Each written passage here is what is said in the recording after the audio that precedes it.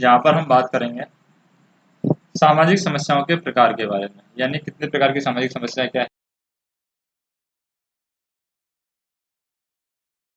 Types सामाजिक समस्याओं के प्रकार के बारे में हम बात करेंगे, कौन कौन से प्रकार होते हैं। तो समाज जिन सामाजिक समस्याओं का सामना करता है आमतौर पर वे विविध स्वरूपों में होती हैं, यानी अलग अलग रूपों में वे सामाजिक समस्याएं पाई जाती हैं। इसके लिए जिम्मेदार तत्वों को हम कुछ श्रेणियों में बांटते हैं, जैसे कि पहला हम सामाजिक समस्या को देखते हैं, वो है आर्थिक। कौन सी सामाजिक समस्या है, जैसे गरीबी को माना जाता है आर्थिक तौर पर, बेरोजगारी को भी सामाजिक समस्या मानते हैं। दूसरा हम देखते हैं सांस्कृतिक तौर पर कौन कौन सी समस्या है। सांस्कृतिक तौर पर, तो सांस्कृतिक तौर पर तौर पर हम मानते हैं तलाक को मानते हैं, बाल अपराध है, ये सांस्कृतिक तौर पर सामाजिक समस्या है। जैविक तौर पर हम मानते हैं तीसरे नंबर की जो सामाजिक समस्या है वो है जैविक तौर पर, यानी जैविक तौर पर अगर सामाजिक समस्या की बात करें तो यहाँ पर कोई भी संक्रामक रोग हो सकता है, आहार विषाक्तता यानी कि फूड पॉइजनिंग यहाँ पर हो सकता है। इस तरीके की जो समस्या है वो सामाजिक समस्याओं में यानी कि जैविक समस्याओं में आ जाती हैं। एक मनोवैज्ञानिक समस्याएं होती हैं जिनको पागलपंथी भी हम कह सकते हैं। आमतौर पर ये तंत्रिका रोगों के रूप में होती है। मनोवैज्ञानिक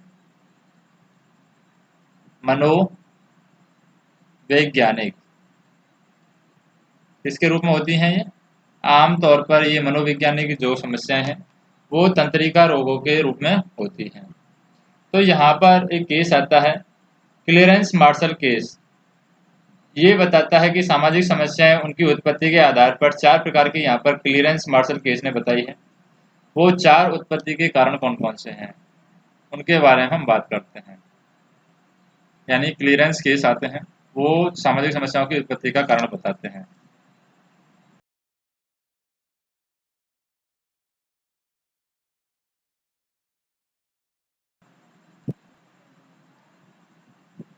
यानी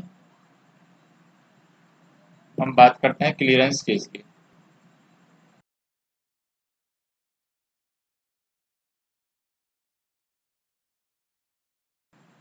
क्लियरेंस मार्शल केस है। तो क्लियरेंस मार्शल जो केस है ये हमें बताते हैं कि सामाजिक समस्याओं की उत्पत्ति के आधार क्या है, यानी कि उनकी उत्पत्ति के कारण क्या है, किस तरीके से सामाजिक समस्याएं उत्पन्न होती हैं, उनके बारे में ये हमें बताते हैं। जैसे हम उत्पत्ति के आधारों की बात करें तो पहला उत्पत्ति का आधार है वे जिनका कारण प्राकृतिक पर्यावरण की किसी पहलू में होता है। तो ऐसी सामाजिक समस्याएं होती हैं उत्पत्ति के आधार में, उन कारणों के बारे में उन्होंने बताया है जिनका आधार यानी कि वे कारण जिनका कारण प्राकृतिक पर्यावरण के किसी पहलू में होता है, प्राकृतिक पर्यावरण से जुड़ा हुआ होता है, प्राकृतिक पर्यावरण से जुड़ा होता है, यानी जिन जिन सामाजिक समस्याओं का आधार किसके जुड़ा होता है, प्राकृतिक पर्यावरण से। दूसरी होती हैं जो संबंधित जनसंख्या की प्रकृति और उसके वितरण में अंतर्निहित है, यानी कि जनसंख्या की प्रकृति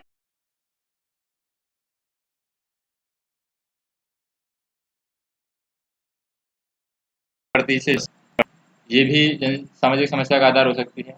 तीसरा कमजोर सामाजिक संगठन के कारण हो सकती है। अगर कमजोर सामाजिक संगठन है तो उसकी वजह से सामाजिक समस्या उत्पन्न हो सकती है। कमजोर सामाजिक संगठन, उसकी वजह से भी सामाजिक समस्या उत्पन्न हो सकती है। और चौथा कारण है यहाँ पर समाज के सांस्कृतिक मूल्यों के टकराव से बनती हैं, यानी समाज के जो सांस्कृतिक मूल्य टकराते हैं, सांस्कृतिक मूल्यों के टकराव से जो समस्याएं बनती हैं। तो इस तरीके से चार तरह की समस्याएं यहाँ पर आती हैं।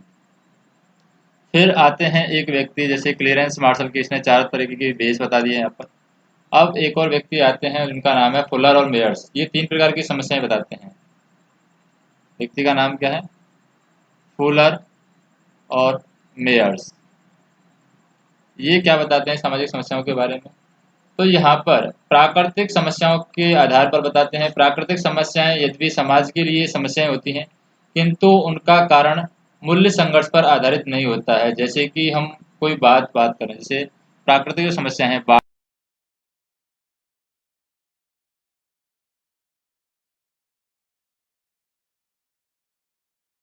हार्ड है, प्राकृतिक। तो इस समस्या के अंदर क्या होता है, इस समस्या के अंदर भी प्राकृतिक समस्याएं होती हैं। ये समाज के लिए समस्याएं होती हैं, लेकिन इनका कारण क्या नहीं होता है, मूल्य संघर्ष के कारण ये समस्याएं उत्पन्न नहीं करती हैं। यानी मूल्य संघर्ष के कारण इन समस्याओं का जन्म नहीं होता है। दूसरी होती हैं सुधारात्मक समस्याएं, जिनको हम सुधार सकते हैं। पहली तो होगी प्राकृतिक समस्याएं,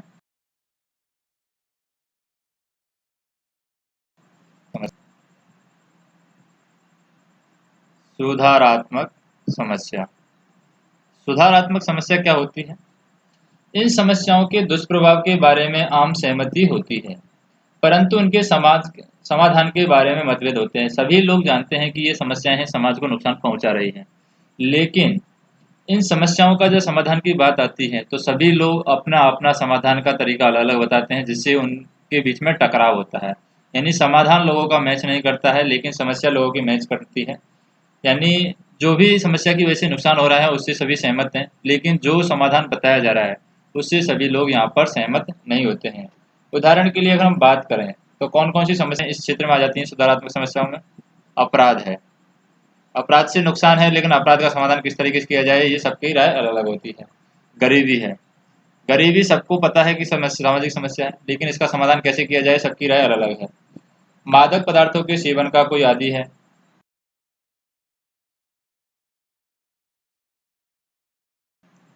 अलग अलग होता है। चौथी, यहाँ पर तीसरी समस्या होती है, जैसे सुधारात्मक समस्या होगी। तीसरी समस्या होती है, वो होती है नैतिक समस्या। क्या होती है? नैतिक समस्या। अब ये नैतिक समस्या क्या होती है? नैतिक समस्या इन समस्याओं की प्रकृति और कारणों के बारे में आम सहमति नहीं होती है। जैसे इनकी प्रकृति और कारण, यानी किस कारण से ये समस्या उत्पन्न हो रही है, क्या इनकी प्रकृति है, इसके बारे में सभी लोग सहमत नहीं होते हैं। जैसे जुआ और तलाक है, कुछ लोग इसको सही भी मानते हैं और कुछ लोग इसको खराब भी मानते हैं। तो सबकी सहमति यहाँ पर समान नहीं होती है, तो ये भी एक सामाजिक समस्या है।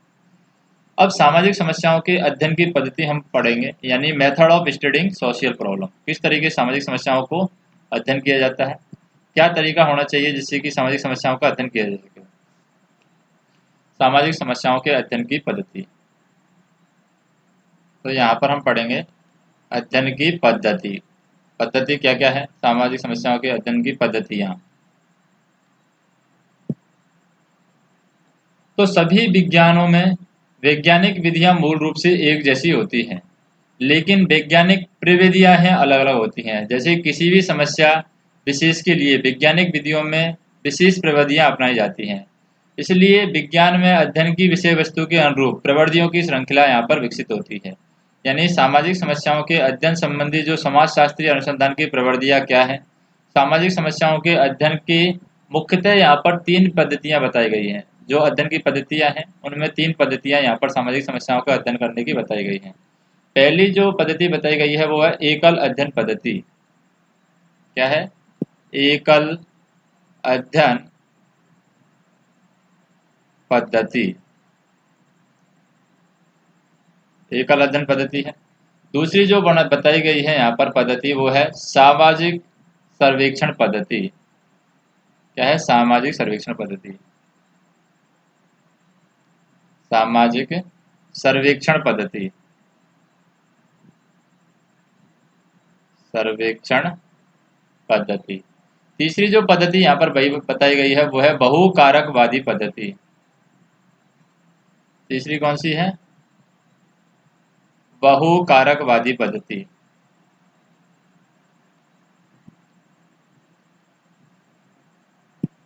और चौथी जो है यहाँ पर, ये तीनों पद्धति हैं अध्ययन की, जो सामाजिक समस्याओं को अध्ययन की हम पद्धतियों की बात करते हैं तो तीनों पद्धतियां हैं यहाँ पर, एकल अध्ययन पद्धति, सामाजिक सर्वेक्षण पद्धति और बहुकारकवादी पद्धति। प्रत्येक पद्धति में कुछ गुण होते हैं और प्रत्येक पद्धति की कुछ सीमाएं होती हैं। जैसे कि हम सबसे पहले बात करें एकल अध्ययन। एकल अध्ययन जो पद्धति है वह किसी घटना, स्थिति या गतिविधि का पूर्ण विस्तरण, यानी कि पूर्ण विस्तृत लेखा जोखा होता है। इसमें हम उस घटना के बारे में सब कुछ पता करते हैं। यह पद्धति मात्रात्मक होने के बजाय क्या है, गुणात्मक है ये पद्धति। यानी एकल अध्ययन पद्धति की बात करें, एकल पद्धति मात्रात्मक नहीं है, मात्रात्मक कम है। यानी कि इसमें गुणों का अध्ययन ज़्यादा किया जाएगा। यह उस सामाजिक प्रक्रिया का विश्लेषण करती है जो किसी सामाजिक समस्या के विकास और उसके कारणात्मक विश्लेषण से जुड़ी होती है। यानी उसका किस तरीके से कारणात्मक उसका विश्लेषण किया जाए उससे जुड़ी होती है। यह घटनाओं के क्रम और व्यक्तियों की प्रेरणा और व्यक्तियों और घटनाओं को प्रभावित करने वाले जो भी सामाजिक प्रभाव हैं, सामाजिक संबंधों और तथा उप संस्कृतियों आदि पर ये बल देती है। जैसे हम कोई सूचना एकत्रित करने के लिए यह प्राथमिक और द्वितीयक स्रोतों पर निर्भर करती है। जब भी ये सूचना लेती है तो ये प्राथमिक और द्वितीयक स्रोतों पर ये निर्भर करती है। एक अलग जैसे प्राथमिक और द्वितीयक स्रोत क्या है? प्राथमिक स्रोत हैं जैसे दस्तावेज है, पत्र है, अखबार है। सामाजिक समस्या की प्रकृति को ध्यान में रख करके एकल अध्ययन पद्धति विचलित व्यक्तियों की उप संस्कृति के अध्ययन में काम में ली जाती है। जैसे संगठित अपराधियों, कालाबाजारी करने वाले व्यक्तियों, तस्करों व मादक द्रव्यों का सेवन करने वाले व्यक्तियों की उप संस्कृति का अध्ययन, या फिर भ्रष्ट राजनीतिज्ञों में संबंध के संरूपों की उप संस्कृति का अध्ययन। यानी एक तरीके से ये उप संस्कृति का अध्ययन करती है। नेक्स्ट हम देखें यहाँ पर, जैसे ये उप संस्कृति का अध्ययन करेगी, फिर क्या होगा?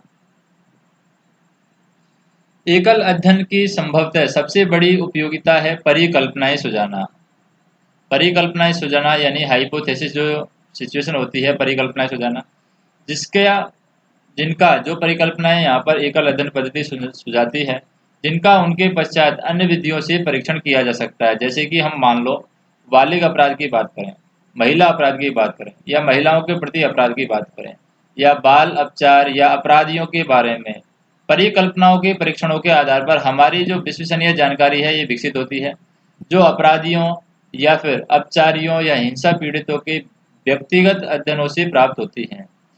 तो इन परिकल्पनाओं का परीक्षण है बहुत बार व्यक्तिगत अध्ययनों के बजाय अन्य विधियों से किया जाता है। यानी कि व्यक्तिगत अध्ययनों के बजाय हम अन्य विधियों से भी इनका अध्ययन कर सकते हैं।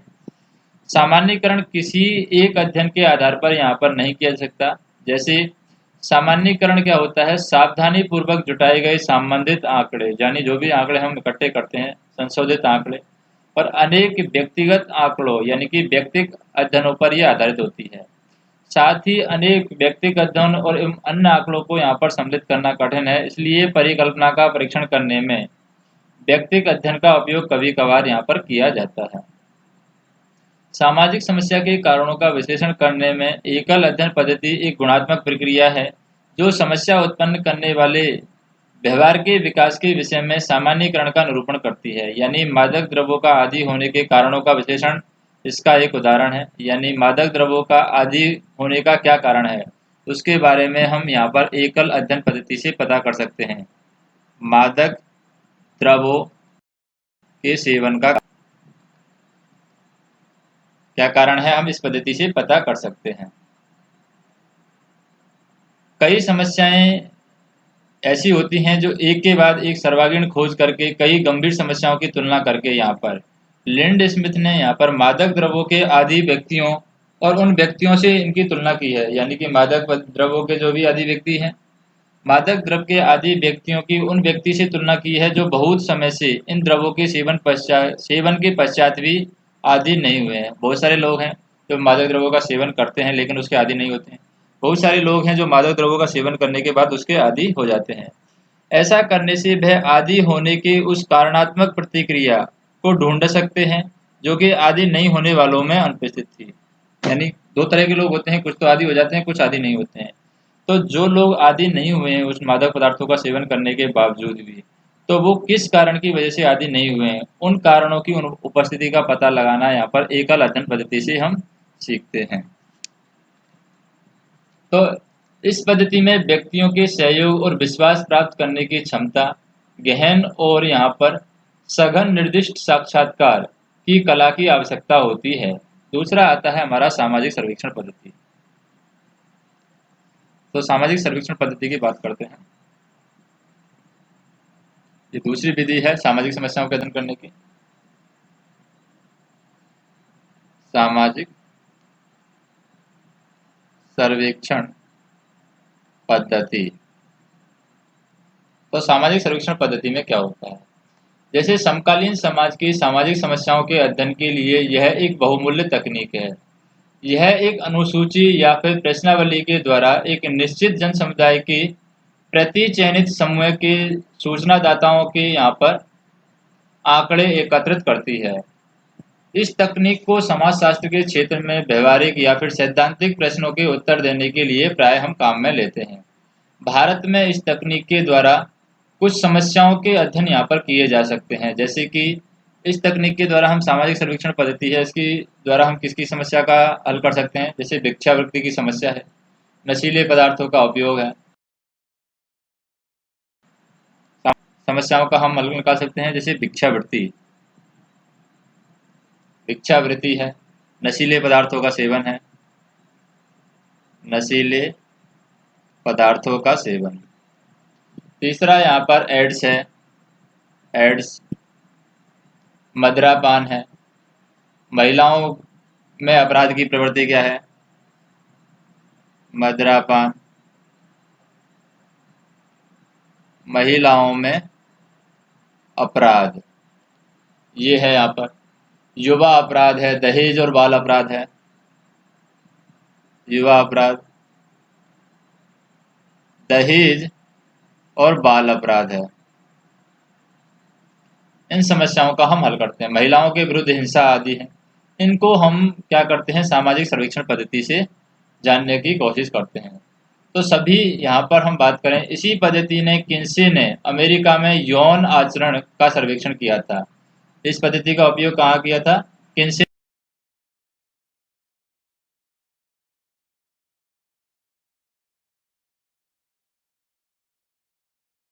ने किया, आचरण की समस्या, उसका इस पद्धति के आधार पर अध्ययन किया था, यानी सेक्स बिहेवियर का यहाँ पर सर्वेक्षण किया था।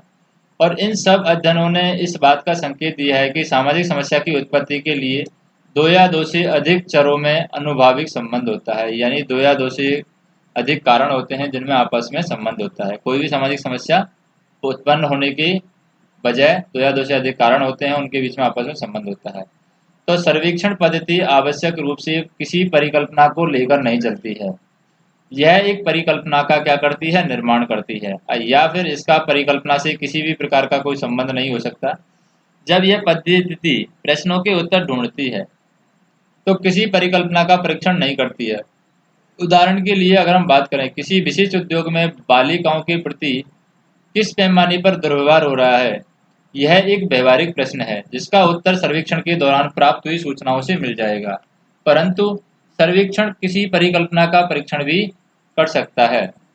जैसे हम बात करें, जैसे यहाँ पर क्या हुआ, इस पद्धति को एक परिकल्पना के परीक्षण में अपनाया था कि महिलाओं में अपराध की प्रवृत्ति के लिए पारिवारिक कुसमायोजन यानी कि फैमिली मेल एडजस्टमेंट सबसे महत्वपूर्ण कारक है। महिलाओं में अपराध की प्रवृत्ति का कारण क्या माना जाता है यहाँ पे, तो ये लेखक हैं राम आहूजा, 1966 में इन्होंने एक अध्ययन किया था महिलाओं में अपराध की प्रवृत्ति।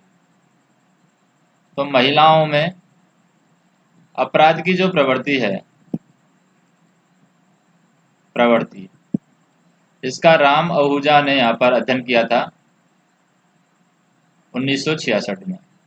तो महिलाओं में अपराध की प्रवृत्ति पारिवारिक कुसमायोजन सबसे महत्वपूर्ण कारक माना जाता है।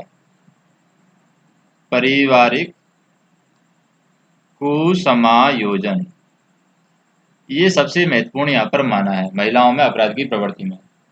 और इस परिकल्पना का भी परीक्षण किया है कि स्त्रियों के विरुद्ध अपराध हिंसा का कारण वे सामाजिक संरचनात्मक स्थितियां हैं जो ऐसा तनाव पैदा करती हैं जो व्यक्तियों के समायोजन, लगाव और प्रतिबद्धता पर प्रभाव डालती हैं। असमायोजन की अगर हम बात करें, कुसमायोजन होता है, एक असमायोजन होता है।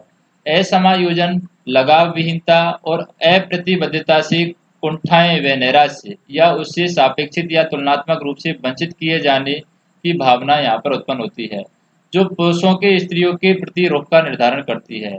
पुरुष का स्त्री के विरुद्ध हिंसा अपनाना इस बात पर निर्भर करता है कि उसके व्यक्तित्व की क्या विशेषता है, पुरुष को क्या जो व्यक्तित्व है वो किस तरीके से है, और स्त्री में प्रतिरोध करने की कितनी अंतः शक्ति है, ये हिंसा का कारण होती है। अगर कोई स्त्री प्रतिरोध कर सकती है और एक पुरुष है जो यहाँ पर स्त्री के विरुद्ध हिंसा अपना रहा है, तो उसके व्यक्तित्व की क्या विशेषता है, ये दोनों बातों पर निर्भर करती है। तो यहाँ पर अनुसूचियाँ और साक्षात्कार वैज्ञानिक तरीके से नियंत्रित आंकड़े हैं, लेकिन विधियों में कुछ कमियां भी होती हैं, जिससे समाजशास्त्री हर संभव तरीके से बचते हैं। यह मानते हुए कि इन विधियों में कुछ गलतियों की गुंजाइश भी होती है, फिर भी वह बहुत उपयोगी होती हैं, क्योंकि यह अटकलबाजियों से अधिक विश्वसनीय होती हैं। तीसरी एक पद्धति होती है सामाजिक सर्वेक्षण पद्धति के बाद में एक और पद्धति आती है, वो है बहुकारक पद्धति यानी कि मल्टीपल फैक्टर मेथड।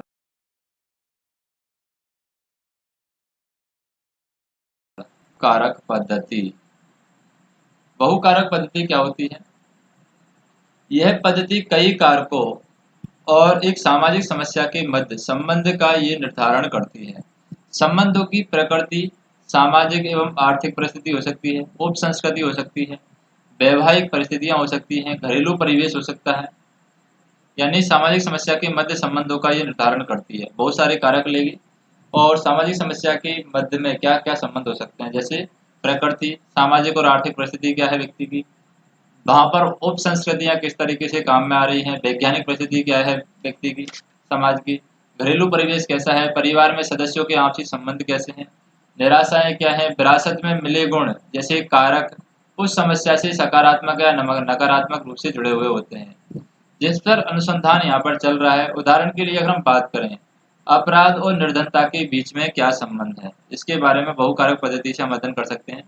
एक तरफ अपराध है और अपराध का किससे संबंध है, निर्धनता से। ये संबंध किससे अध्ययन किया जाता है, बहु पद्धति से अध्ययन किया जाता है। मादक द्रव्यों का व्यसन है, मित्र समूह व ऊंची आर्थिक परिस्थिति के बीच संबंध है। यानी कि मादक पदार्थ द्रव्यों का व्यसन और मित्र समूह है, यानी कि कोई मित्र समूह है मादक पदार्थों का सेवन कर रहा है, काम में आती है। ऊंची आर्थिक परिस्थितियों के बीच संबंध बताता है। पत्नी को पीटने और हीन भावना और मद्यपान या आत्महत्या के बीच में संबंध बताया जाता है। हीन भावना हो सकती है, पत्नी को पीटना हो सकता है, पत्नी को पीटना, या फिर आत्महत्या भी हो सकती है, इनके बीच में आपस में संबंध होता है, आत्महत्या। और सामाजिक अलगाव की भावना, यानी कि वैवाहिक स्थिति और धर्म के बीच में क्या संबंध है, सामाजिक अलगाव क्या है, सामाजिक अलगाव। और एक यहाँ पर कारण हो सकता है वैवाहिक स्थिति और धर्म के बीच संबंध, धर्म और वैवाहिक स्थिति, वैवाहिक स्थिति। जैसे हम बात करें बहुकारक उपागम का उपयोग है, हम किस लिए करते हैं, बहुकारक जो मेथड है या बहुकारक जो पद्धति है उसका उपयोग सामाजिक समस्याओं के एक विषयक अध्ययनों में या फिर अंतर्विज्ञानीय यानी कि इंटरडिसिप्लिनरी अध्ययनों में किया जाता है।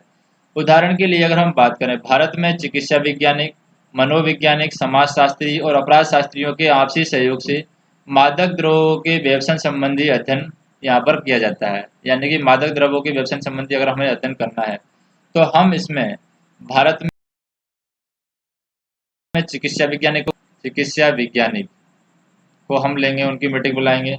यहाँ पर मनोवैज्ञानिकों को लेंगे, मनोवैज्ञानिक, और इसी में हम समाजशास्त्रियों को लेंगे, अपराध शास्त्रियों को लेंगे।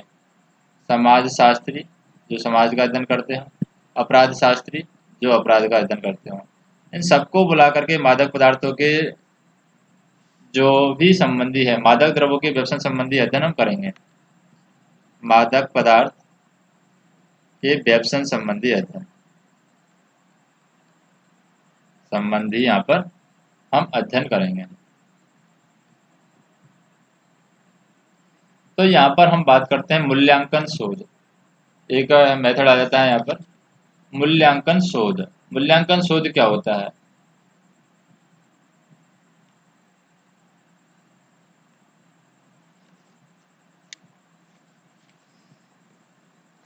तो मूल्यांकन शोध पर आते हैं।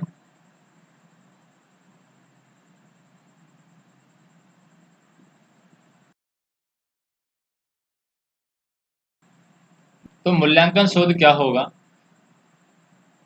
किसी भी सामाजिक समस्या पर नियंत्रण या उसे पीड़ितों की समस्या को कम करने या फिर हम बोल सकते हैं नशीले वस्तुओं के आदि लोगों को लत छुड़ाने के सामाजिक क्रिया कार्यक्रमों के आंकलन, या फिर विकलांगों को रोजगार प्रशिक्षण या ऐसे ही अन्य कार्यों के लिए उठाए गए कदमों को प्रभावकारिता का विश्लेषण मूल्यांकन शोध कहलाता है। यानी जो भी हमने कदम उठाए हैं वो कितना प्रभाव कर रहे हैं, कितना उस सामाजिक समस्या को कम कर रहे हैं, ये सभी चीज़ें किस में अध्ययन की जाती है? मूल्यांकन शोध में अध्ययन की जाती है। मूल्यांकन शोध के आंकड़े जुटाने के विभिन्न तकनीकों का उपयोग यह जानने के लिए किया जाता है कि किन कार्यक्रमों को जारी रखना चाहिए, उन्हें कैसे बेहतर बनाया जा सकता है।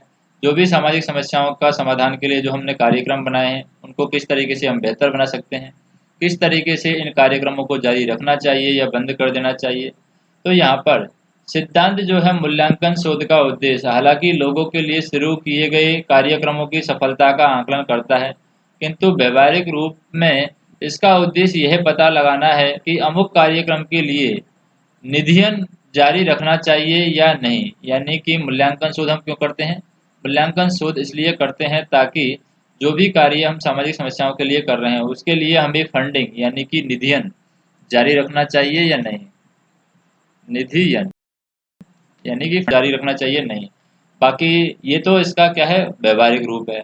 लेकिन अगर इसकी वैसे बात करें कि इसका सैद्धांतिक मूल्य क्या है, तो सिद्धांत यहाँ पर यह है कि मूल्यांकन शोध का उद्देश्य लोगों के लिए शुरू किए गए कार्यक्रम की सफलता का आकलन करना है। तो मूल्यांकन शोध में अनेक चर को यहाँ पर नियंत्रित किया जाता है, अनेक वेरिएबल होते हैं जिनको यहाँ पर नियंत्रण किया जाता है। अक्सर हम देखते हैं कि विभिन्न मूल्यांकन अध्ययनों के नतीजे इतने परस्पर विरोधी होते हैं कि उनके आधार पर कोई निष्कर्ष निकाला जा सकता है। तो यहाँ पर बहुत सारे जब मूल्यांकन शोध होते हैं, मूल्यांकन अध्ययन होते हैं, तो उनमें आपस में परस्पर बहुत विरोध होता है। परस्पर विरोधी नतीजे हमारे पास सामने आते हैं मूल्यांकनों के। इसके आधार पर कोई निष्कर्ष यहाँ पर नहीं निकाला जा सकता। जैसे भारत में शिक्षण संस्थानों में छात्र आंदोलन है, इस तरीके का शोध किया जाता है अलग अलग जगह। भारत में शिक्षण संस्थाओं में छात्र आंदोलन, शिक्षण संस्थाओं में छात्र आंदोलन। दूसरी समस्या इस तरीके की क्या हो सकती है? समाज के कमजोर वर्गों पर अत्याचार, कमजोर वर्ग पर अत्याचार जो किया जाता है समाज में। तीसरा, उद्योगों में हड़ताल की जाती है, उद्योगों में हड़ताल। चौथा है यहाँ पर बंधुआ श्रमिकों आदि के बारे में अनेक अध्ययन हो चुके हैं। बंधुआ श्रमिकों के में भी यहाँ पर बंधुआ श्रमिकों इन पर भी यहाँ पर अध्ययन हो चुके हैं। उनमें यह पाया गया कि नतीजों में इतना विरोधाभास होता है कि कोई स्पष्ट निर्णय कर पाना संभव नहीं है। यदि विभिन्न अध्ययनों के आधार पर निष्कर्ष तक पहुंचा भी जाता है तो उन पर विश्वास नहीं कर उनकी अपेक्षा कर दी जाती है। यानी कोई निष्कर्ष हम पहुंच भी जाते हैं किसी निष्कर्ष पर, तो उस निष्कर्ष पर यहाँ पर विश्वास नहीं किया जाता है और उस निष्कर्ष की यहाँ पर अपेक्षा की जाती है। कार्यकारी एजेंसियों के आलोचनात्मक अध्ययनों को चुपके से दबा दिया जाता है। जो भी कार्यकारी एजेंसियां हैं यहाँ पर आलोचनात्मक जो अध्ययन करती हैं उनको दबा दिया जाता है, जिसके नतीजे क्या होते हैं? जो प्रचलित धारणाओं के विपरीत यहाँ पर इसके नतीजे होते हैं उनकी अपेक्षा की जाती है। इन कठिनाइयों और कूटापगत यानी कि पिटफिल्स के बावजूद सामाजिक समस्याओं पर मूल्यांकन शोध समाजशास्त्रीय शोध के क्षेत्र में बहुत तेजी से बढ़ रहा है। इतनी सारी समस्याएं हैं, कठिनाइयां हैं और कूटापगत है, इनके बावजूद भी सामाजिक समस्याओं पर हम मूल्यांकन शोध करते हैं। अब सामाजिक समस्या के विकास के विभिन्न चरण क्या हैं? Stage in the development of social problem. सामाजिक समस्या के विकास के विभिन्न चरण, सामाजिक समस्या के विकास के विभिन्न चरण क्या हैं? विभिन्न चरण। तो यहाँ पर फुलर और मेयर्स उन तीन चरणों का उल्लेख किया है जिनसे होकर समस्याओं को परिभाषित होने या उनके निवारण होने की प्रक्रिया गुजरती है। तो फुलर और मेयर हैं यहाँ पर सामाजिक समस्याओं के विकास के विभिन्न चरण बताते हैं। फुलर व मेयर्स क्या बताते हैं? पहला यहाँ पर बात करें कौन कौन से चरण है। पहला चरण है जागरूकता यानी कि अवेयरनेस, जागरूकता। जैसे पहले चरण में व्यक्तियों को विश्वास हो जाता है कि समस्या विद्यमान है, स्थिति अवांछनीय है, इसके निवारण के लिए कुछ किया जा सकता है, ऐसा लोगों को विश्वास हो जाता है। तो प्रारंभ में कुछ ही लोग प्रश्न उठाते हैं, परंतु धीरे धीरे लोग भी समस्या के बारे में जानने लगते हैं। दूसरा यहाँ पर आता है चरण, वो है नीति निर्धारण यानी पॉलिसी डिटर्मिनेशन। नीति निर्धारण, नीति निर्धारण में क्या होता है, समाज के बड़े भागों को जैसे जैसे इस समस्या की जानकारी प्राप्त होती है, वैसे वैसे उसके संभव समाधानों पर यहाँ पर बहस छिड़ जाती है। उदाहरण के लिए अगर हम भारत में बात करें, जनसंख्या विस्फोट पर समस्या चल रही है, तो यहाँ पर गवर्नमेंट जॉब जो भी है वो 2 से ज़्यादा बच्चे नहीं रख सकता। तो इस तरीके से नीति निर्धारण कर दिया गया है। तो यहाँ पर 50, 60, 70, 80, 90 के दशकों में परिवार नियोजन के विभिन्न उपाय पर बहस छिड़ी थी। इस प्रकार दूसरे चरण में क्या करना चाहिए कि अपेक्षा इसे कैसे करना चाहिए अधिक महत्वपूर्ण हो जाता है। तो दूसरे चरण में हमें क्या करना चाहिए, इसकी जगह हमें क्या करना होता है, दूसरे चरण में नीति निर्धारण में क्या की जगह हमें आ जाता है कैसे, यानी क्या करना चाहिए ऐसे नहीं है, हमें कैसे करना चाहिए उस पर हम पहुंच जाते हैं दूसरे चरण में। ये ज़्यादा महत्वपूर्ण हो जाता है, क्या करने की जगह कैसे करना चाहिए। तीसरा आता है सुधार, यानी कि क्या रिफॉर्म हो सकते हैं, सुधार।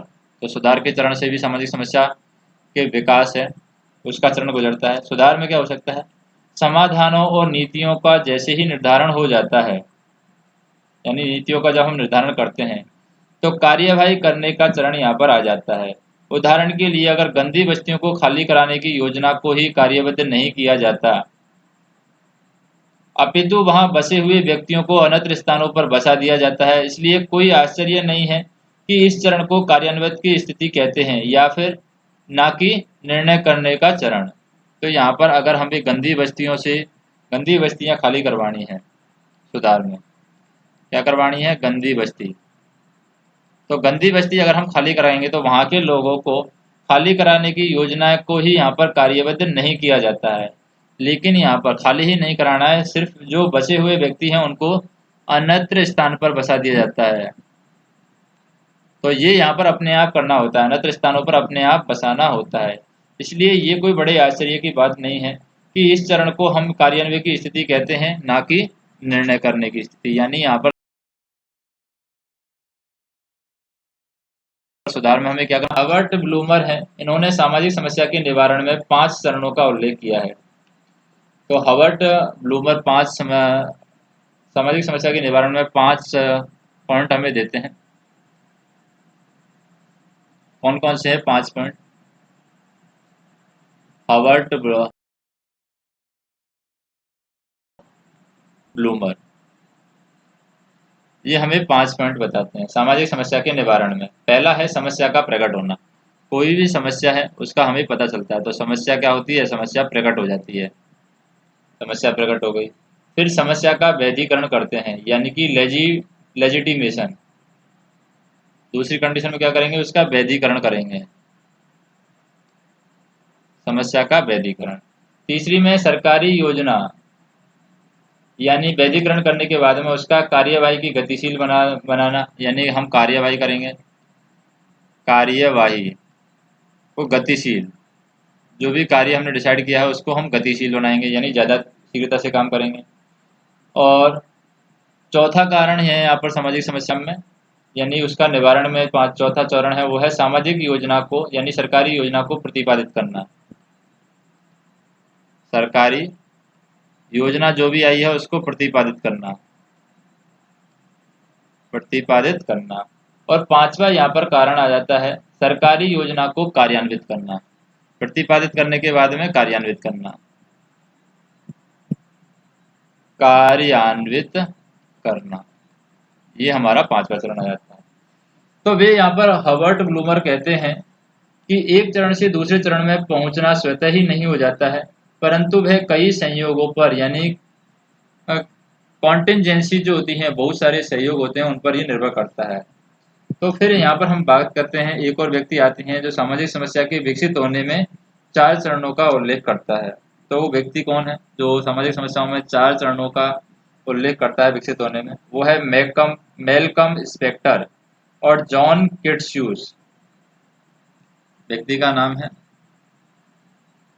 मेलकम स्पेक्टर और जॉन किट्सूस।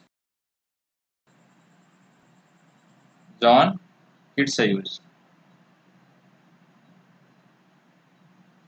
ये व्यक्ति है, मेलकम स्पेक्टस और जॉन किट्सूस। तो सामाजिक समस्या के विकसित होने में 4 चरणों का यहाँ पर उल्लेख किया जाता है। पहला चरण है आंदोलन, यानी कि एगिटेशन, आंदोलन। क्या है? आंदोलन। आंदोलन क्या होता है? समाज में विद्यमान स्थिति से व्यक्ति असंतुष्ट होते हैं, वे इस दुखद स्थिति के विरुद्ध आंदोलन करते हैं, और जब आंदोलन करते हैं तो समस्या के विद्यमान होने के विषय पर दूसरों को विश्वास दिलाया जा सके। पहला तो वो इसलिए आंदोलन करते हैं कि समस्या है इसका लोगों को पता चले, समस्या के विद्यमान होने के विषय पर दूसरों को विश्वास दिलाया जा सके।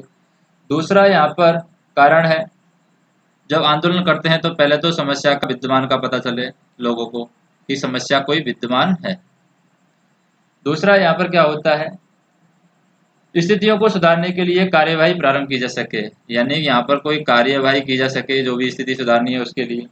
तीसरा यहाँ पर दुखद स्थिति या कथित कारण से निपटा जा सके, जो भी दुखद स्थिति है या कथित कारण है उससे निपट सके, यानी कि समस्या को सुधार सकें, दुखद स्थिति से यहाँ पर उबर सकें। तो यहाँ पर हम बात करें, आंदोलन आवश्यक रूप से पीड़ित लोग ही आरंभ नहीं करते हैं, इसके लिए पीड़ित लोगों की ओर से सामाजिक कार्यकर्ता भी अभियान यहाँ पर चला सकते हैं। उदाहरण के लिए अगर हम बात करें, जैसे मदिरा निषेध आंदोलन, मदिरा व्यवसायियों के बजाय सामाजिक कार्यकर्ता या सुधारक भी यहाँ पर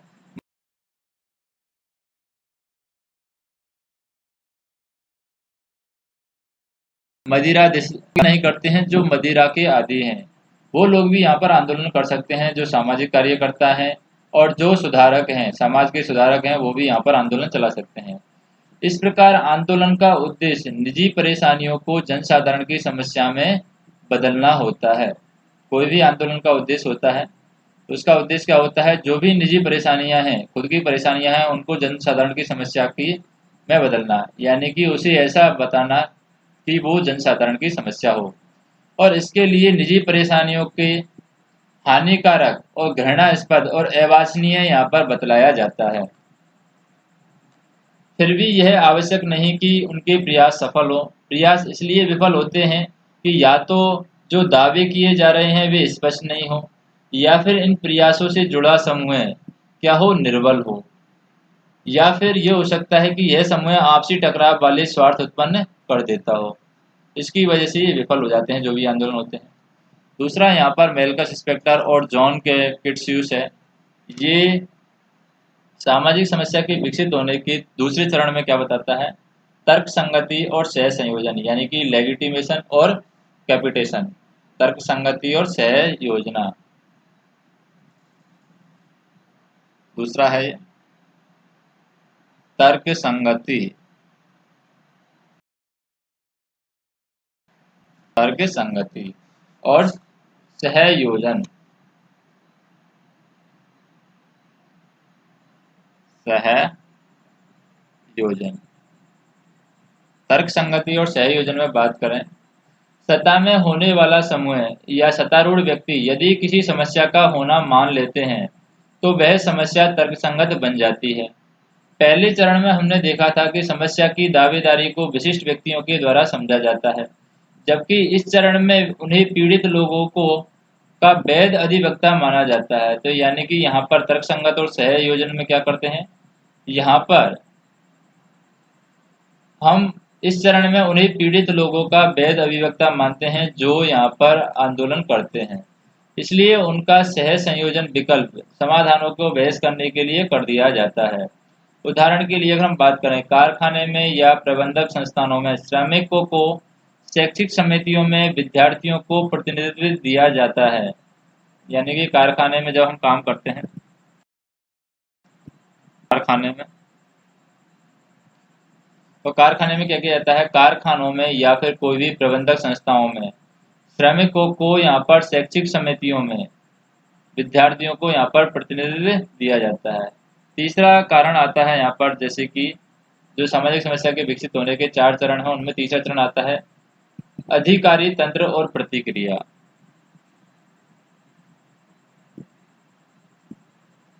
अधिकारी तंत्र और प्रतिक्रिया, ये तीसरे चरण में आता है, अधिकारी तंत्र और प्रतिक्रिया। अधिकारी तंत्र और प्रतिक्रिया में क्या होता है, यानी कि पहले चरण में जहां हम ध्यान परिवादी समूह पर केंद्रित कर रहता है, यानी जो भी परिवादी समूह है उस पर हमारा ध्यान रहता है, जो भी कंप्लेंट ग्रुप है उस पर ही हमारा ध्यान रहता है। दूसरे चरण में यह निर्णायकों यानी डिसीजन मेकर पर होता है। पहले चरण में तो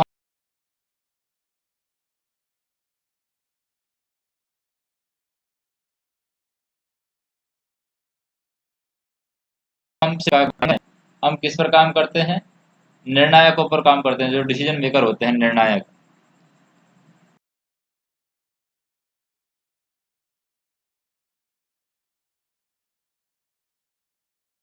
हमारी की कुशलता पर चला जाता है, किस पर चला जाता है, अधिकारियों की कार्य कुशलता पर, कार्य कुशलता यानी अधिकारियों की कार्य कुशलता पर चला जाता है, ये तीसरा तंत्र है।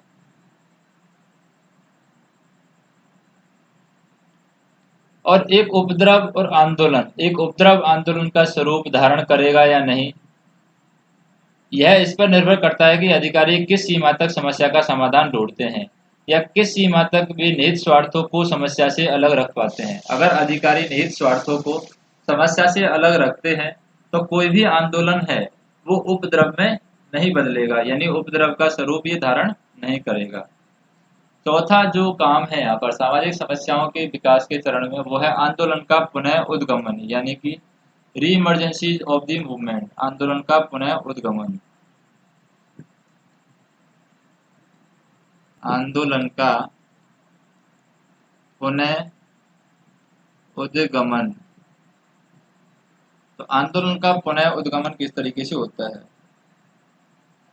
निर्णय करने वाले और अधिकारियों की दोषपूर्ण नीतियों और समस्याओं के प्रति उदासीनता पीड़ित लोगों और उनके नेताओं की भावनाओं को यहाँ पर पुनः जागृत करती है और वे समस्याओं के समाधान हेतु सत्ताधारियों को क्या करते हैं, सुधार संबंधी कार्यवाही करने को बाध्य करने के लिए यहाँ पर आंदोलन चलाते हैं। और इस प्रकार स्पेक्टर और कीटियस के अनुसार सामाजिक समस्या विशेष रूप से एक राजनीतिक प्रक्रिया है जिसके द्वारा एक समस्या को सार्वजनिक रूप से मान लिया जाता है और जिसके कारण समस्या के प्रति विशिष्ट संस्थात्मक अनुक्रियाएं, यानी कि विशिष्ट संस्थात्मक वो जो भी अनुक्रियाएं हैं, इंस्टीट्यूशनल रेस्पॉन्सेज हैं, अपना रूप यहाँ पर धारण करती हैं और फिर उन्हें बदलती रहती हैं।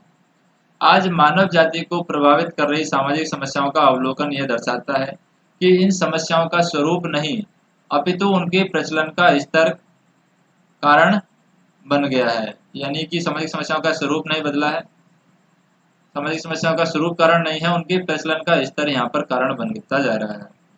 अब सामाजिक समस्याओं के समाधान की अगर हम बात करेंगे तो सामाजिक समस्याओं का समाधान क्या हो सकता है,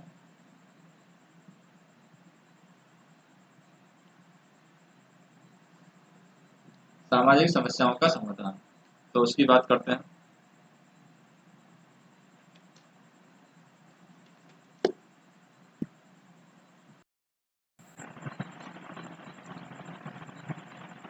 सामाजिक समस्याओं का समाधान, तो यहाँ पर हम बात कर रहे हैं समाधान, क्या समाधान यहाँ पर हो सकता है। तो सामाजिक समस्याओं का समाधान उन कष्टप्रद सामाजिक स्थितियों के कारणों का पता लगाने पर निर्भर है जो समस्या को उत्पन्न करती हैं। जैसा कि हमने पहले भी बताया है कि प्रत्येक सामाजिक समस्या अनेक कारणों से होती है, फिर भी उनके प्रमुख कारण, सहायक कारण और छोटे उत्तेजित करने वाले कारणों का पता लगाना संभव है जो उस समस्या की उत्पत्ति और विकास के लिए उत्तरदायी हैं।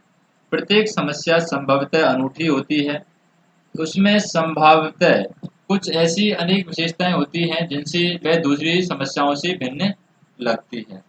कई बार सामाजिक समस्या की प्रकृति ऐसी होती है कि उन पर नियंत्रण रखना असंभव नहीं तो अत्यंत कठिन यहाँ पर हो जाता है। यह उस समय होता है जब सामाजिक समस्या सूखे या बाढ़ जैसे प्राकृतिक कारणों से होती है।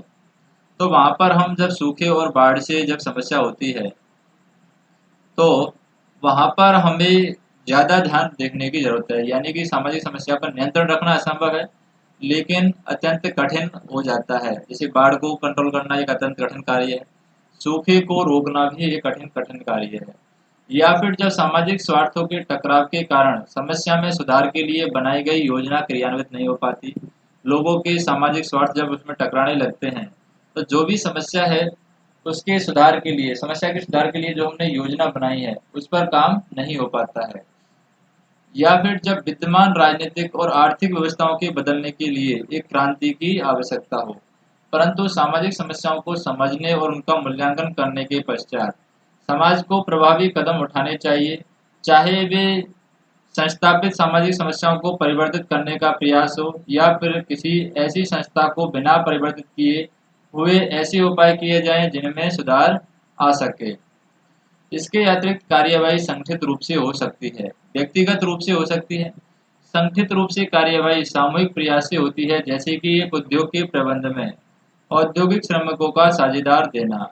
और व्यक्तिगत रूप से कार्यवाही अपने व्यक्तिगत जीवन से की जा सकती है। ऊंचे आदर्शों से ओतप्रोत जीवन का आदर्श दूसरों के सामने रखकर उन्हें प्रभावित करने से होती है। यानी कि हम अपने जीवन में अच्छे आदर्शों को अपनाते हैं, उन अच्छे आदर्शों को जब दूसरों के सामने हम रखते हैं तो दूसरों के जीवन भी उस उन अच्छे आदर्शों से क्या होते हैं, प्रभावित होते हैं। जैसे गांधी जी ने छुआछूत की समस्या का निवारण करने हेतु यदि दूसरा रास्ता अपनाया था, वे हरिजनों के साथ रहे थे। उन्होंने उनके प्रति संवेदना और स्नेह का व्यवहार अपनाया था। जब दूसरे व्यक्तियों ने उनके आदर्शों को अपनाया तो उनके मार्ग का अनुसरण किया तो इसका प्रभाव दिन दूना और रात चौगुना बढ़ता गया, जिसके परिणाम स्वरूप सरकार ने यहाँ पर क्या किया था 1955 में। तो यहाँ पर गांधी जी ने जो छुआछूत की बीमारी जो हटाई थी, छुआछूत की, उसमें व्यक्तिगत कारण था। यानी कि व्यक्तिगत रूप से कार्यवाही गांधी जी ने यहाँ पर की थी। तो इसमें यहाँ पर जब दूसरे व्यक्तियों ने उनके आदर्शों को अपनाया था तो उनके मार्ग का अनुसरण किया था तो इसका प्रभाव दिन दूना रात चौगुना बढ़ता गया, जिसके परिणाम स्वरूप सरकार ने 1955 में एक ऐसा कानून बनाने के लिए बाध्य होना पड़ा जिसके अनुसार छुआछूत की प्रथा को यहाँ पर क्या कर दिया गया, निषिद्ध कर दिया गया। निषिद्ध यहाँ पर छुआछूत की प्रथा को कर दिया जाता है। इस प्रकार संगठित कार्यवाही सरकार कर सकती है, कोई भी राजनीतिक दल कर सकता है, पंचायत कर सकती है, कोई सरकारी समूह कर सकता है। संगठित कार्यवाही में एक महत्वपूर्ण बात यह है कि इसमें सरकारी एजेंसियां और उनके बाहर के व्यक्तियों में काम का ठीक से बंटवारा होना चाहिए। कभी कभी समस्या का समाधान संगठित या व्यक्तिगत दोनों ही मिलीजुली कार्यवाही से हो जाता है। सामाजिक समस्या का निवारण तभी संभव है जब समाज के व्यक्ति चार भावनाएं रखते हों। पहली तो समाज के व्यक्ति किस तरीके की भावना रखते हों, अगर कोई भी सामाजिक समस्या को सुधारना है तो चार भावनाएं रखनी चाहिए। पहली तो व्यक्ति सोचते हो कि स्थिति यहाँ पर क्या जा सकती है, सुधारी जा सकती है, स्थिति सुधारी जा सकती है, ये सोचते हो। दूसरा, स्थिति को सुधारने के लिए क्या हो, दृढ़ निश्चय हो। यानी व्यक्ति यहाँ पर क्या कर रहे हो, दृढ़ निश्चय करते हो। तीसरा, लोगों में विश्वास हो और यह धारणा हो कि उनकी बुद्धिमत्ता प्रयासों से असीमित उन्नति हो सकती है। तो यहाँ पर लोगों में क्या होना चाहिए, विश्वास होना चाहिए। लोगों में विश्वास और यहाँ पर धारणा होनी चाहिए। विश्वास और धारणा की उनकी बुद्धिमत्ता और प्रयासों से असीमित उन्नति की जा सकती है।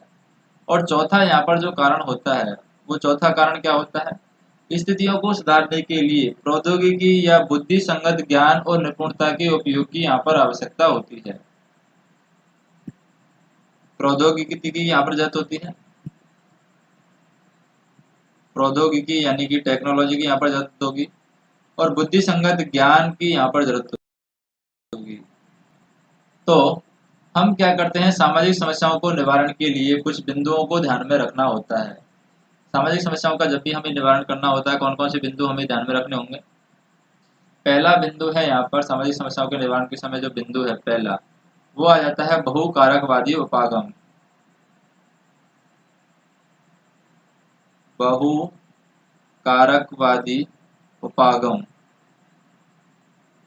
बहुकारकवादी उपागम में क्या होता है, प्रत्येक सामाजिक समस्या कई कारणों से उत्पन्न होती है। उदाहरण के लिए अगर हम अपराध की समस्या को नियंत्रित करने के लिए, कोई भी अगर अपराध की समस्या है, अपराध की समस्या का कारण यानी उसका उत्पन्न होने का कारण क्या क्या हो सकता है अपराध की समस्या का। पहला उसका अनुवांशिकी हो सकता है, अनुवांशिकी। दूसरा यहाँ पर निर्धनता हो सकता है अपराध का कारण। बेरोजगारी होता है, सामाजिक गठबंधन हो सकता है।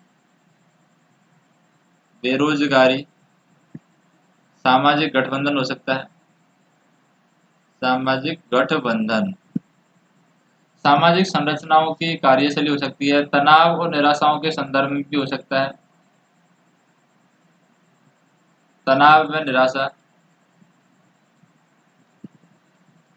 तो यहाँ पर इन सब का हमें अध्ययन करना होता है। तो प्रत्येक सामाजिक समस्या कई कारणों से उत्पन्न होती है, जैसे कि अपराध की समस्या को नियंत्रित करने के लिए उसका अनुवांशिकी कारण, निर्धनता, बेरोजगारी, सामाजिक संगठन, सामाजिक समस्याओं की कार्यशैली, तनाव और निराशाओं के संदर्भ में सामूहिक रूप से अध्ययन करना आवश्यक है। अन्यथा उस समस्या को हम क्या नहीं कर सकते, नियंत्रण नहीं कर सकते। दूसरा यहाँ पर क्या है, इंटर रिलेटेडनेस होनी चाहिए, यानी कि पारस्परिक संबद्धता होनी चाहिए।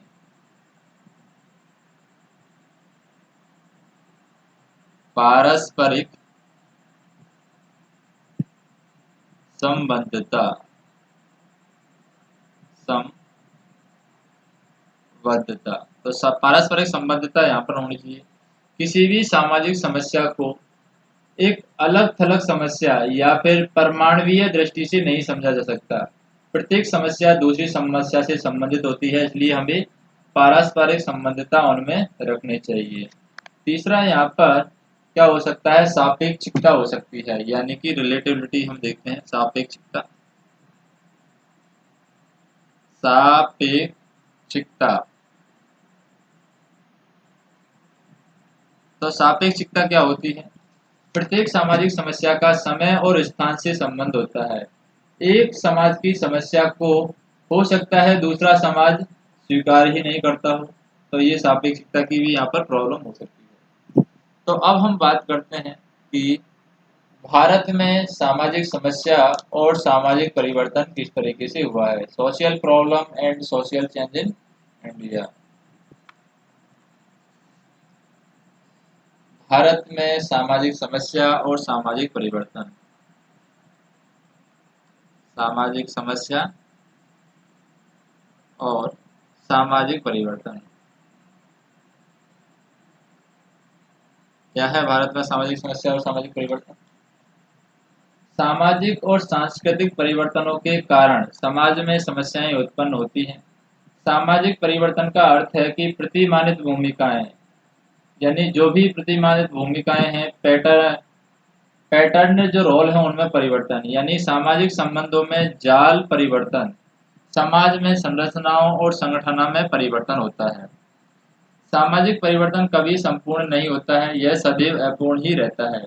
वह छोटा अथवा मूलभूत हो सकता है। इसके अतिरिक्त वह स्वतः स्फूर्त या फिर नियोजित हो सकता है।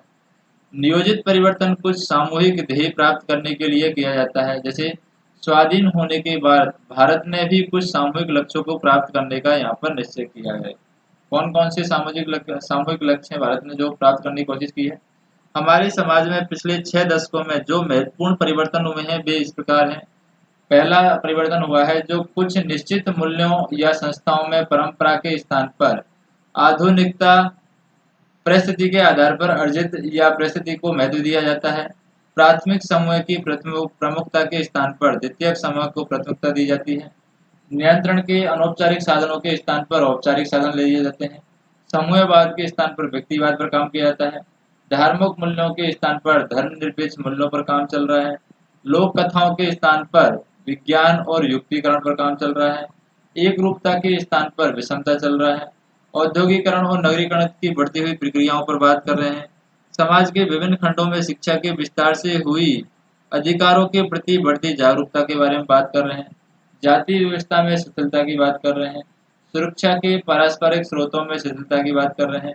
अल्पसंख्यक समूह में बढ़ती हुई आकांक्षाओं के बारे में बात कर रहे हैं। और व्यावसायिक गतिशीलता, कई सामाजिक कानूनों का निर्माण और धर्म को राजनीति से जोड़ना, ये सब बताया गया है। इस प्रकार यद्यपि हमने एक निश्चित सामूहिक लक्ष्यों से कई लक्ष्य प्राप्त कर लिए हैं, फिर भी हमारी व्यवस्था में कई अंतर्विरोध उत्पन्न हो गए हैं। उदाहरण के लिए, व्यक्तियों की आकांक्षाएं तो ऊंची हो गई हैं, परंतु उनको पूरा करने के लिए न्याय संगत साधन या तो उपलब्ध नहीं है या उन्हें प्राप्त नहीं किया जा सकता। हम राष्ट्रीयता का उपदेश तो देते हैं, परंतु जातिवाद, भाषावाद और संकीर्णता को हम अपनाते हैं। कई कानून बनाए गए, परंतु इन कानूनों में या तो बचाव के कई रास्ते हैं या फिर इन्हें ठीक से लागू नहीं किया जाता है।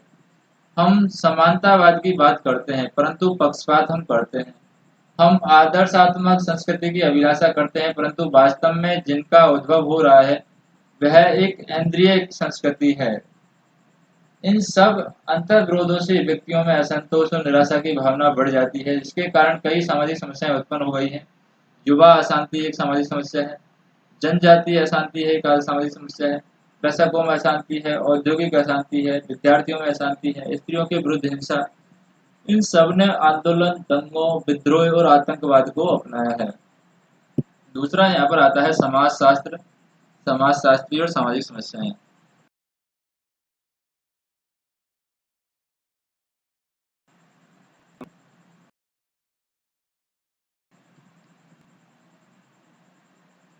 और sociology and sociologist and social problem और सामाजिक समस्या। तो यहाँ पर समाजशास्त्र और सामाजिक समस्याओं के बीच संबंध का विश्लेषण करने से पूर्व हमें एक प्रश्न का उत्तर जानने की आवश्यकता है। वो प्रश्न क्या है कि हम समाजशास्त्र में सामाजिक समस्याओं का अध्ययन क्यों करें।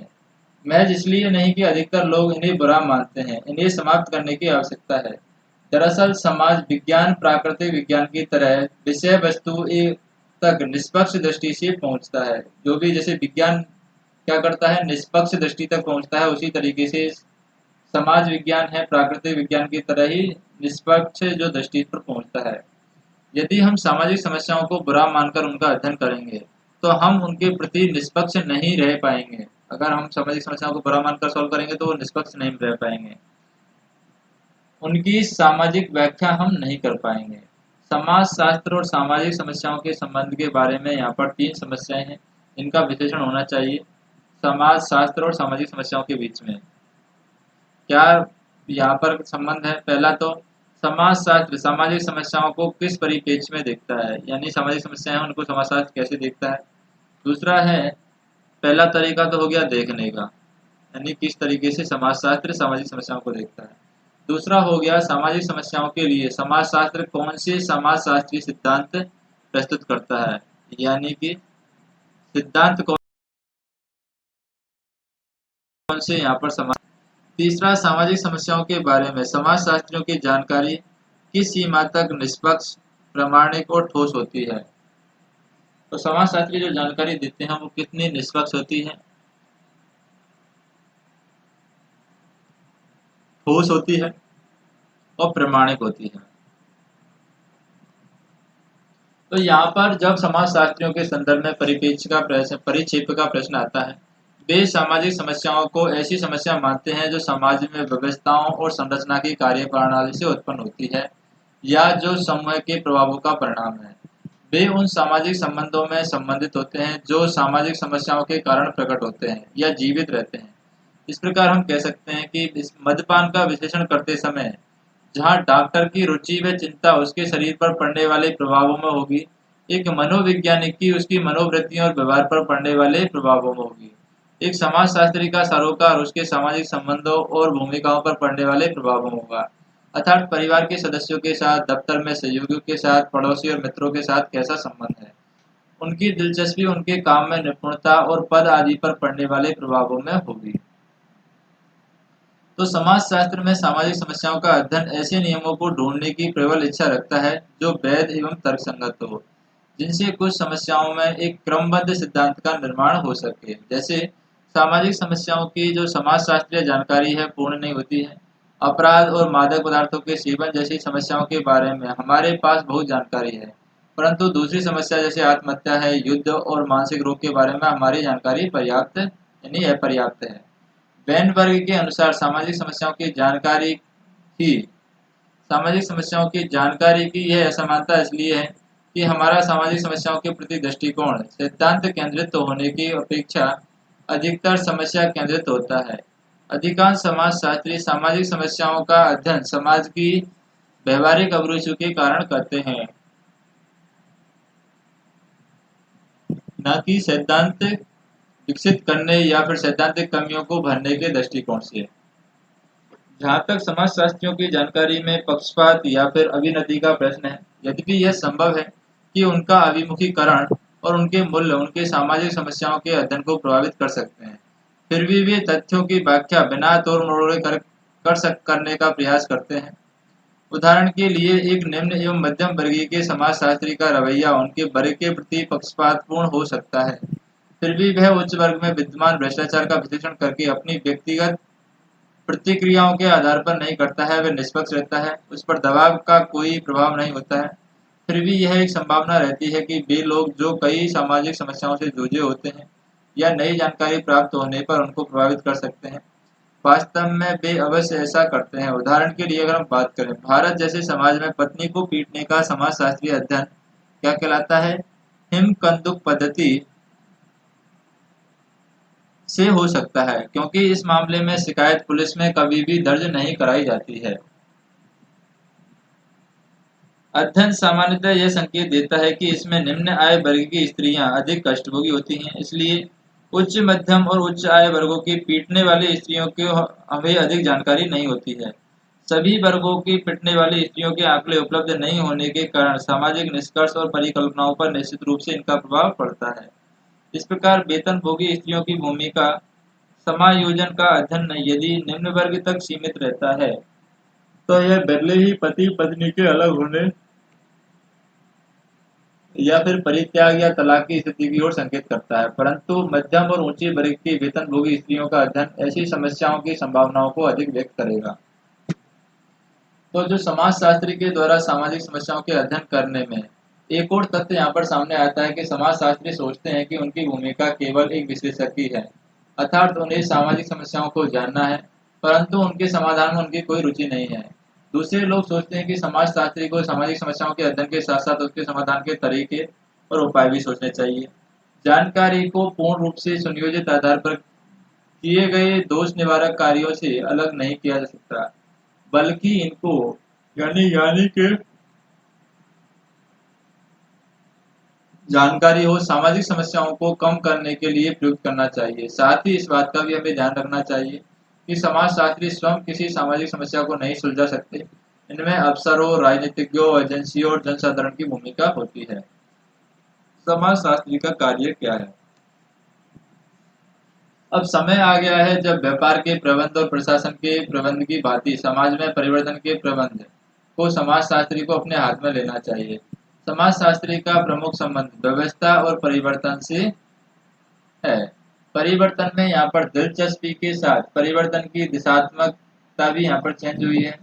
समाजशास्त्रियों को भारत ज्ञान और प्राचीन इतिहास के माध्यम से पुरातन अतीत का गहन अध्ययन करने और भारतीय सामाजिक वास्तविकता के अध्ययन के लिए उपयुक्त अवधारणाओं और सिद्धांतों के आधार पर तत्व बनाने के स्थान पर भविष्य के लिए योजनाएं बनानी चाहिए और समाज में संकट स्थितियों को पहचान और उससे निपटना चाहिए। अब यहाँ पर एक प्रश्न किया जाता है कि क्या समाजशास्त्रियों को सामाजिक समस्याओं के समाधान के लिए अनुप्रयुक्त या फिर व्यवहारिक कार्यक्रम या ऐसे मूलभूत शोध की गतिविधियां जो उन कार्यक्रमों में सहायक हों दिलचस्पी रखनी चाहिए? तो यहाँ पर मेरा उत्तर है यानी लेखक का उत्तर है सकारात्मक होगा। समाज की समस्याओं को गहनता इससे में भी है कि अधिक गहन संरचनात्मक और सांस्कृतिक परिवर्तनों पर बल दे सकती है। अब तक समाजशास्त्री संस्था प्रति जो भी प्रथाएं हैं और व्यवहारों के विश्लेषण और व्याख्याओं से जुटे रहते थे, उन्हें चाहिए कि वे नई संरचनाओं और प्रथाओं के विषय में अपने सुझाव दें। ऐसा करने से यह प्रश्न उठता है कि परिवर्तन संबंधी सुझाव देने के लिए समाजशास्त्रियों के पास कौन से उपयुक्त तरीके हैं। इससे संबंधित पहला प्रश्न है कि जन नीति में परिवर्तन लाने के लिए समाजशास्त्री को प्रत्यक्ष रूप से कैसे अपने आप को जोड़ना चाहिए। क्या समाजशास्त्री को निष्पक्ष वैज्ञानिकों की तरह रहना चाहिए, दूसरों के उपयोग के लिए केवल आंकड़े उपलब्ध करा देने चाहिए, या क्या उन्हें परिवर्तन के जोशीले समर्थक के रूप में सक्रिय होकर भाग लेना चाहिए। एक मत के अनुसार समाजशास्त्रियों का जन नीतियों में प्रत्यक्ष रूप से दिलचस्पी लेनी चाहिए। हमें इस मत का समर्थन करना है कि समाजशास्त्र एक विज्ञान है। समाजशास्त्र एक विज्ञान है जिसका अध्ययन उसके फल प्राप्ति के लिए या उसके लिए किया जिसको करने में वह सक्षम है या करना चाहिए। प्रारंभिक चरणों में भले ही समाजशास्त्र के कोई बड़े कार्य नहीं किए हों, परंतु पिछले 7-8 दशकों में इस विज्ञान को विकसित करने में जो परिश्रम किया गया है, उसके परिणाम स्वरूप इसके फल सुंदर भले ही ना हो, परंतु उपयोगी बहुत हैं। पूर्व में भले ही हम विभिन्न अवधारणाओं की व्याख्या करने या विभिन्न सामाजिक संस्थाओं और समुदायों के विकास और कार्यप्रणाली का ऐतिहासिक दृष्टिकोण का पता लगाकर फंस गए हैं, परंतु अब हमारे विषय को वर्तमान और भविष्य दोनों के असंतुलन के प्रश्नों पर गंभीरता से विचार करना चाहिए। इसमें शोध की प्रासंगिक और प्राथमिकताओं के प्रश्न महत्वपूर्ण हैं। भारत में शीर्षस्थ समाजशास्त्री क्यों उत्तर पूर्व में विद्रोह करते हैं, पंजाब में आतंकवाद होता है, असम में भाषाई संगठन बनता है, मिजोरम में सांस्कृतिक ध्रुवीकरण, गुजरात, मध्य प्रदेश, आंध्र प्रदेश, दिल्ली, उत्तर प्रदेश और बिहार में आरक्षण के विरुद्ध आंदोलन, उत्तर प्रदेश, गुजरात, महाराष्ट्र और सांप्रदायिक दंगे होते हैं, बिहार में पुलिस यातना और राजनीतिक अपराधीकरण जैसी समस्याएं और नाजुक विषयों के अध्ययन के प्रति उदासीन रहते हैं। क्या इसका यह कारण है कि वे सरकार को अपने निष्पक्ष और आलोचनात्मक मूल्यांकन से नाराज करने से डरते हैं, या परिषदों, समितियों या आयोगों से अपना स्थान खोना नहीं चाहते? इसका कारण यह है कि उनके विचार में ये विषय उनके विशुद्ध दायरे में नहीं आते हैं। इस कथन का तात्पर्य है कि विद्वानों की आलोचना करना नहीं है, केवल इतना कहना है कि यह आवश्यक है। समाजशास्त्री समाज में परिवर्तन के प्रबंध में रुचि दिखाते हैं। यदि समाजशास्त्र यदि समाजशास्त्र और समाजशास्त्री हमारे समाज के तत्कालिक विवाद विषयों के सामाजिक समस्याओं से विमुख हो जाते हैं, तो हमारा विषय और हमारे विद्वान राष्ट्र और मानववाद के लिए अप्रासंगिक हो जाएंगे। अब समय आ गया है कि जब समाजशास्त्री को अपनी भविष्यवाची क्षमताओं को विकसित करना चाहिए और एक व्यापक रूप से ही विकल्पों को जनता के समक्ष प्रस्तुत करना चाहिए।